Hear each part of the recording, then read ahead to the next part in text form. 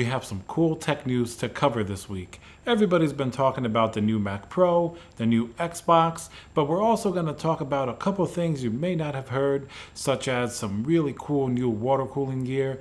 EK Water Blocks has some really cool pump reservoir combos, as well as a new Wraith case by Singularity Computers, which is smaller than their existing Spectre. So let's get started with the news.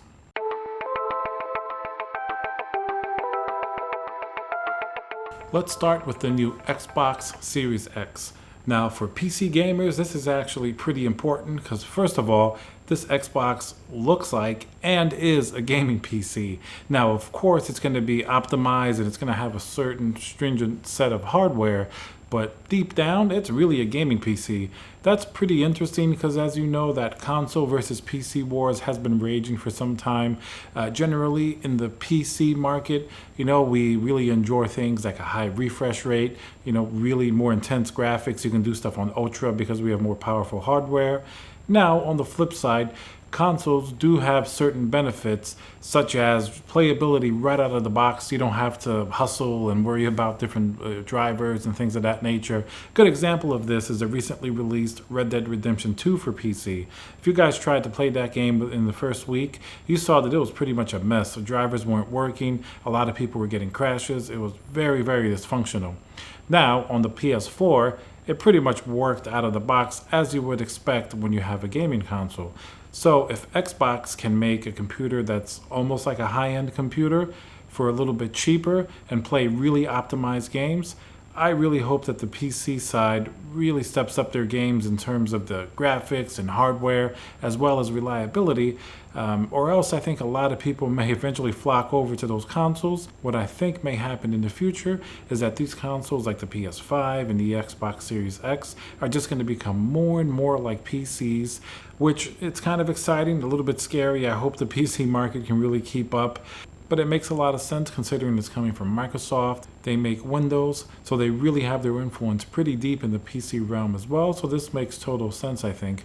We'll see how the PS5 stack up, and also we'll see how the PC games stack up as well coming up in the future. Because I think they're going to have to also up their game, not to keep the more casual and regular players from not even trying a PC and just using a console.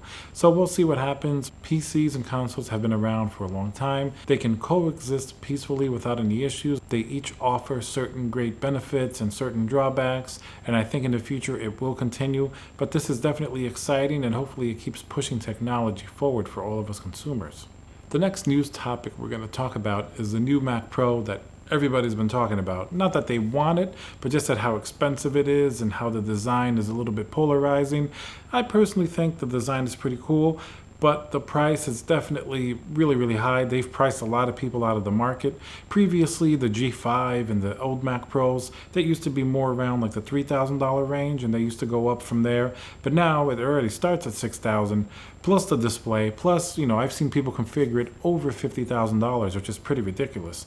Now, as a PC enthusiast, you have to remember that at one point, it was okay to be an Apple enthusiast. I mean, they used to have really great hardware, 10, 20 years ago. And I think after the advent of the iPhone, they've become more interested in sort of mobile technologies because it's more lucrative.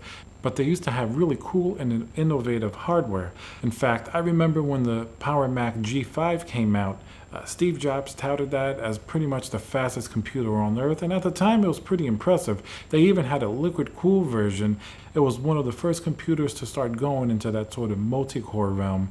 And then eventually Apple started using Intel instead of IBM chips, and that really made a difference in their performance, and it sort of scaled up until around 2013. The infamous 2013 trash can Mac Pro, while it was kind of a cool design, it was pretty much a failure. They never updated it for many years after. It remained expensive. Nowhere near as expensive as this new one, but still pretty expensive. They even said that they designed themselves in a thermal corner when it comes to sort of the GPU performance. That's why they weren't able to do much. So they made this new Mac Pro modular, meaning you can take out different components and add over time as you go. So we'll see, amongst the really, really high-end professionals, We'll see how they enjoy using this. It's still a pretty new product. A lot of people were looking forward to it, but unfortunately, I think because of the high price, it's going to price a lot of people out of the market. So we'll see if the system stands the test of time, but overall, I think it's pretty interesting to have this in the technology space. In some water cooling news, a really cool case to be released by Singularity Computers is their new Wraith. If you guys have seen, they have released their Spectre before. Now, what makes it really interesting is that they're super enthusiastic about water cooling. They sell their own components as well. Such as, they have their Protium D5 pump and reservoir.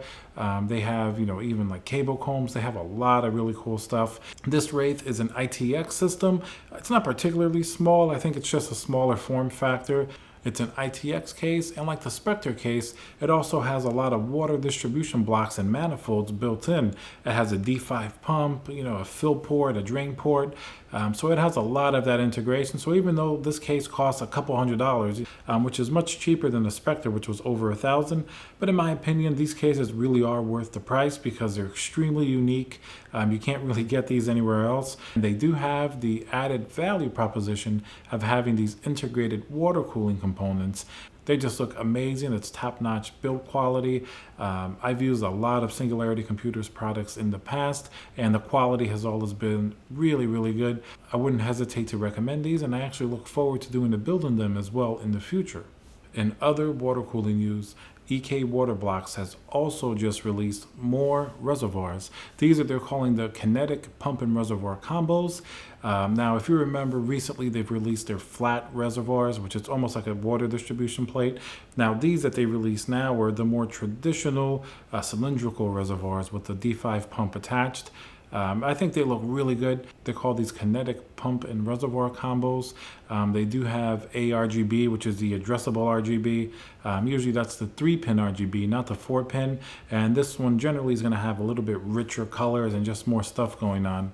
So that's really cool that they've released these. They've also released a couple of new mono blocks, like one for the X299 Strix E, the second version. So it's really cool to see a lot of water cooling products coming out like this. But the Vardar fan versions of digital RGB has also been released. If you remember previously, they had the 4-pin RGB versions. Now they have the digital RGB versions, so that will work much better in that integrated RGB ecosystem. These pump and reservoir combos do come in various sizes, so they're sure to fit your build. In the future, I do plan to try one on this channel, so we'll see as time goes on how they stand the test of time and how it looks and functions. Alright guys, thank you very much for watching. We'll have a new video on Tuesday as well as Friday. Remember to subscribe, like, hit that bell symbol, and leave a comment below with anything that we've discussed, what you think about the new Mac Pro, the new Xbox, as well as the new water cooling gear that we talked about. And I'll see you guys on the next video.